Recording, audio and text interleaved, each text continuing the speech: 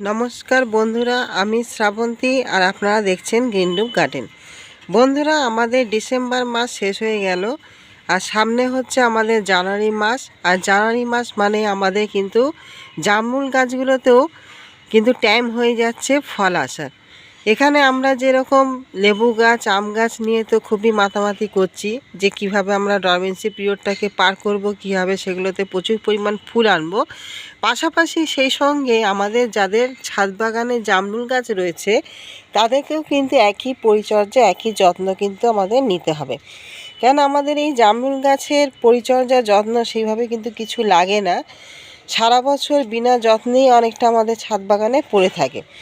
কিন্তু আমাদের এই যে ফুল আসার টাইম, সাধারণত আমাদের ফেব্রুয়ারি মাসের থেকেই ফুল আসবে। অনেক অনেক গাছে আপনার মার্চ মাসেও ফুল আসা শুরু করে। কিন্তু এর মধ্যেই কিন্তু আমাদের এই যে একটা দুটো মাস রয়েছে, আবার কিছু কিছু ভ্যারাইটি জানুয়ারি মাসেও কিন্তু ফুল চলে আসে।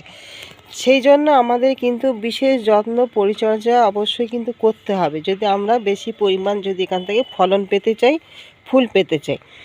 কেননা আমাদের এই সমস্ত গাছগুলো সারা বছর যেহেতু অযত্নে থাকে, সেই জন্য কিছু নিউট্রিশনের ডেফিসিয়েন্সি তো থাকেই, তার মধ্যে অনুখাদ্য সব কিছুই কিন্তু ডেফিসিয়েন্সির মধ্যে থাকে। সেটা আমাদের পরিপূর্ণ কিন্তু করতে হবে এই সময়ের মধ্যে যদি আমরা অধিকাংশ ফলন এখান থেকে পেতে চাই। সেই বিষয় নিয়ে আজকের বন্ধুরা আমার ভিডিও, যে আমরা এই সময় কী যত্ন পরিচর্যা করব, কী কী টিপস ফলো করব এবং কী খাবার দেবো। আপনারা পুরো ভিডিওটা দেখুন, দেখলে অবশ্যই উপকৃত হবেন, আপনাদের উপকারে আসবে এবং এখান থেকে ভালো ফলন কিন্তু অতি অবশ্যই আপনারা পাবেন। বন্ধুরা, এই যে জামরুল গাছটা দেখছেন, এটা হচ্ছে আমার একটা মিসাইল জামরুল, জাম্বু রেড, এসব নানা রকম ভ্যারাইটি, যেটা আমাদের বারাইপুরে যে মিসাইল জামরুল, যেটা আমাদের লাল জামরুল হয়, এগুলো কিন্তু খুব ভালো এখন চলছে। কিংকং যে জামরুল, সেটাও কিন্তু খুব ভালো চলছে। এই সমস্ত ভ্যারাইটিগুলো খুবই ভালো, মিষ্টতার দিক থেকেও খুবই ভালো, ফলনও ভালো হয় এবং এর বিয়ারিংটাও কিন্তু খুব সুন্দর। যার জন্য আমরা ছাদ বাগানে কিন্তু এইসব ভ্যারাইটিগুলো অনায়াসে কিন্তু করতে পারি। আর তার জন্য আমাদের বিশেষ পরিচর্যা, বিশেষ যত্ন অতি অবশ্যই কিন্তু জানতে হবে।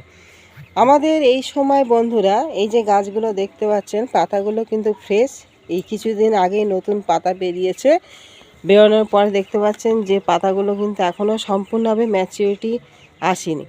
আমাদের এই যে গাছগুলি, এই গাছগুলি কিন্তু খুবই সুন্দর এখন কিন্তু তৈরি হয়ে গেছে।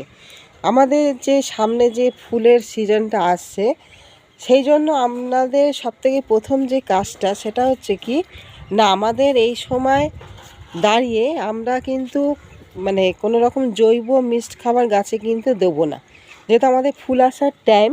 সেই জন্য আমরা এই সময় লিকুইড খাবার কিন্তু দেবো, আর সেই লিকুইড খাবারের মধ্যে থাকবে পটাশিয়ামযুক্ত খাবার।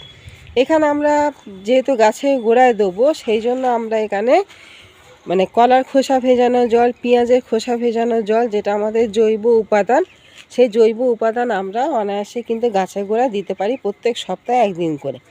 প্রত্যেক সপ্তাহে একদিন করে আমরা পেঁয়াজের খোসার জল, কলার খোসার জল ভিজিয়ে রাখবো, সেইটা আমরা গাছের গোড়ায় কিন্তু দিয়ে দেবো। এটা হচ্ছে জৈব। এছাড়া জৈব কোনো মিক্সড খাবার বা কোনো রকম কম্পোস্ট কিন্তু আমরা গাছের গোড়ায় দেবো না। আর উপর থেকে যদি আমরা স্প্রে করতে চাই, যদি আপনারা কেমিক্যাল যদি স্প্রে করতে চান, তাহলে 05234 কিংবা 0050 সপ্তাহে একদিন করে 1 লিটার জলে 2 গ্রাম পরিমাণ মিশিয়ে কিন্তু স্প্রে করবেন। এছাড়া আমাদের পাশাপাশি একটা মাইক্রোনিউট্রিয়েন্ট, সেটাও কিন্তু দিয়ে রাখতে হবে গাছকে শক্তিশালী করে রাখার জন্য, যাতে তার কোনো রকম বোরনের অভাব, জিঙ্কের অভাব বা কপার, সালফার, ম্যাগনেসিয়াম এই সমস্ত জিনিসের অভাব যেন না থাকে। কেন এই সমস্ত জিনিসের অভাব যদি থাকে, তাহলে আমাদের ফুল আসলেও ঝরে যাবে, ফুলের গুটি থাকলেও কিন্তু ঝরে পড়বে। সেই জন্য যে কোনো একটা ভালো মানের মাইক্রোনিউট্রিয়েন্ট, এখানে বায়োভিটা এক্স বা বাইমিজাইম কিংবা আপনারা মোবিন ব্যবহার করতে পারেন বা অ্যাগ্রোমিন গোল্ড ব্যবহার করতে পারেন, যেটাই হোক। কিন্তু সিউইড জাতীয়, যখন আমাদের ফল আসবে, ফলে গুটিটাকে আমরা যখন সেট করাবো, তখন সিউইড জাতীয় মাইক্রোনিউট্রিয়েন্ট সবথেকে ভালো কিন্তু কাজ দেয়। সেজন্য চেষ্টা করবেন, যদি আপনাদের কাছে মাইক্রোনিউট্রিয়েন্ট, যদি সিউইড মাইক্রোনিউট্রিয়েন্ট থাকে, তাহলে কিন্তু সেটা আপনারা দিতে পারেন। কিংবা আপনারা গাছের গোড়াতেও কিন্তু সিউইড যে গ্র্যানুয়াল যে দানা, সেই গ্র্যানুয়াল দানাও কিন্তু আপনারা দিয়ে দিতে পারেন। এর পাশাপাশি যেহেতু বন্ধুরা এই সময় আরেকটি জিনিস যেটা আমাদের প্রয়োগ করতে হবে সেটা হচ্ছে কি না পিজিআর। যে কোনো পিজিআর যেটা সবথেকে ভালো আপনাদের বুস্টার 2, প্ল্যানোফিক্স, মিরাকুলান, এই সমস্ত যে পিজিআরগুলো রয়েছে সেই পিজিআর কিন্তু আমাদের 10 দিন ব্যবধানে কিন্তু প্রয়োগ করে যেতে হবে। কেন আমাদের গাছগুলোতে প্রচুর পরিমাণ ফুল আনতে কিন্তু পিজিআরের মানে খুবই ভূমিকা থাকে। এখানে আমাদের যেহেতু হরমোন, এই হরমোনের কিন্তু খুবই গুরুত্ব থাকে প্রচুর পরিমাণ ফুল আনার জন্য। সেই জন্য আপনারা 10 দিন অন্তর প্ল্যানোফিক্স হলে 4 থেকে 5 ফোঁটা দেবেন 1 লিটার জলে, আর বুস্টার 2 হলে 1 লিটার জলে 1 ফোঁটা, মিরাকুলান হলে 25 ফোঁটা। এইভাবে আপনারা কিন্তু 10 দিনের ব্যবধানে যে কোনো একটা পিজিআর অবশ্যই কিন্তু গাছে স্প্রে করবেন। তাতে কি হবে, আমাদের ফুল আসার যে মাত্রাটা সেই মাত্রাটা কিন্তু প্রচুর বেড়ে যাবে, আমাদের গাছে প্রচুর পরিমাণে কিন্তু ফুল আসবে। তো আমাদের গাছগুলোতে কিন্তু ফাঙ্গাসের সমস্যা বা কোনো রকম কীটনাশকের সমস্যা মানে কীটপতঙ্গের সমস্যা কিন্তু খুব একটা দেখা দেয় না। তবে যখন আমাদের ফুল যখন আসবে, সেই ফুল আসবে তার আগের মুহূর্তে অবশ্যই কিন্তু একটা ফাঙ্গিসাইড দিয়ে রাখতে হবে। কেননা কিছু কিছু ক্ষেত্রে আমাদের একটু ফাঙ্গাসের সমস্যা কিন্তু এই সময় দেখা দেয়। যেহেতু আমাদের এখন সবসময় এটা শিশির পড়ছে, সকালবেলা শিশির পরে, কুয়াশা পড়ে, এতে কিন্তু একটা ফাঙ্গাসের সমস্যা আমাদের দেখা দেয়। সেই জন্য একটা ফাঙ্গিসাইড যখন আপনাদের ফুল আসার টাইম হবে, যখন দেখবেন যে ফুল আসছে সবে, সেই সময় আপনারা যে কোনো একটা ভালো ফাঙ্গিসাইড অবশ্যই গাছে কিন্তু প্রয়োগ করবেন। পাশাপাশি একটা কীটনাশকও কিন্তু দিয়ে দেবেন। এখানে ভালো কাজ করে যেটা, সেটা হচ্ছে অ্যামিস্টার টপ কিংবা অ্যান্ট্রাকলও দিতে পারেন। আর তার সঙ্গে আপনারা যে কোনো কীটনাশক যেটাই আপনাদের হাতে থাকুন না কেন সেটা আপনারা দিয়ে দেবেন। আর এই সময় বন্ধুরা যেটা দেখবেন যে আপনাদের এই যে জামরুল গাছের যে পাতাগুলো, এই পাতাগুলো দেখতে পাচ্ছেন বন্ধুরা, এই সময় আমাদের শুষ্ক ওয়েদার, এই শুষ্ক ওয়েদারে কিন্তু আমাদের পাতাতে প্রচুর পরিমাণ কিন্তু ময়লা জমে। দেখতে পাচ্ছেন প্রচুর পরিমাণে কিন্তু ময়লা জমে। আমাদের কিন্তু 2-4 দিন অন্তর অন্তর করে গাছগুলোকে কিন্তু সুন্দর করে কিন্তু স্নান করে দিতে হবে। ভালো করে স্নান করে দেবেন। পাশাপাশি আমরা চেষ্টা করব গাছের যে পাতাগুলো সেগুলো রোগড়ে, একটু হালকা হাতে রোগড়ে কিন্তু পাতাগুলোকে পরিষ্কার করে দেওয়া, কিংবা হাইড্রোজেন পারক্সাইড মিশিয়েও কিন্তু আপনারা গাছে সুন্দর করে কিন্তু স্প্রে করে স্নান করে দিতে পারেন। তাতেও কিন্তু ভালো কাজ দেয়।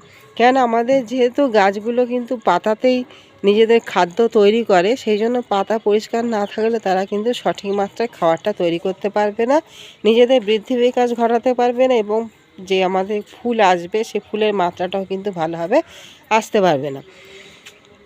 তারপরের যে জিনিসটা বন্ধুরা, এই সময় সবথেকে বড় যে জিনিস সেটা হচ্ছে কি না, আপনারা কোনোভাবে কিন্তু কোনো রকম ডাল কাটিং করবেন না।